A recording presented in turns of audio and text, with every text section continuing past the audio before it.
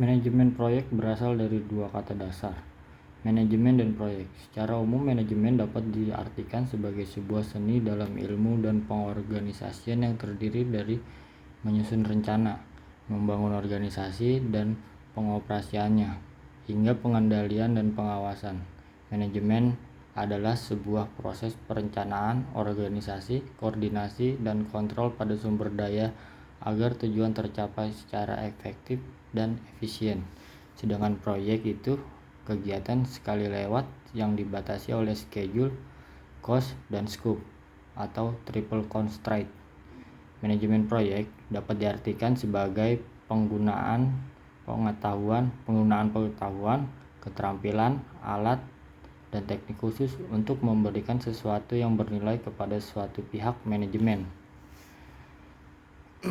Proyek dibatasi oleh schedule, cost, dan scope dengan tujuan tercapainya proyek tersebut secara efisien dan efektif.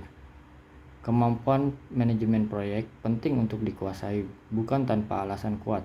Lewat kemampuan manajemen proyek yang memadai, kita bisa mengelola risiko dan error dengan tenang dan tepat, memaksimalkan potensi anggota dan tim, mampu membuat sketsa perencanaan proyek yang tepat, jeli memanfaatkan peluang, dan mampu menjaga integrasi proyek agar terus berkesinambungan.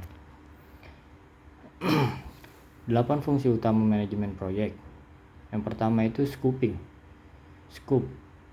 Fungsi scope adalah kegiatan melingkupkan batasan-batasan ranah pekerjaan yang harus dikerjakan agar proyek terselesaikan.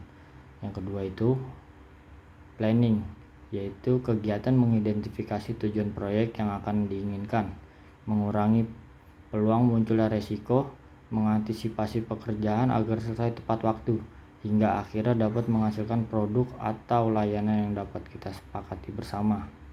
Estimasi, yaitu bagian dari bentuk perencanaan proyek yang kegiatannya mencakup perkiraan pada biaya proyek secara kuantitatif, sumber daya yang digunakan, hingga durasi penyelesaian proyek. Lalu ada schedule.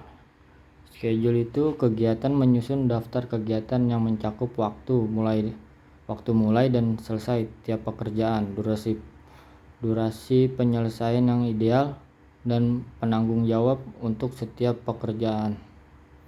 Lalu ada organisasi.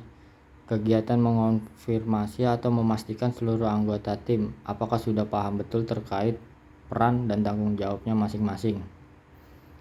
Lalu ada directing, berpusat gaya kepemimpinan atas sebuah proyek. Kegiatan direct ini mencakup penginstruksian, pembimbingan, dan melatih komunikasi tim agar meraih tujuan proyek yang harus kita capai.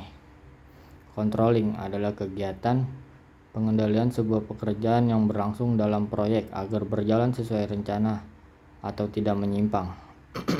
Yang terakhir itu ada closing. Fungsi closing merupakan kegiatan evaluasi dan penilaian terhadap hasil akhir proyek yang telah berakhir kita jalankan. 5 tahapan proyek itu, yang pertama ada tahap inisiasi proyek, yang kedua ada tahap perencanaan proyek, yang ketiga ada tahap pelaksanaan proyek, yang keempat ada tahap pemantauan dan pengendalian proyek, yang kelima ada tahap penutupan proyek. Sekian dari saya, terima kasih.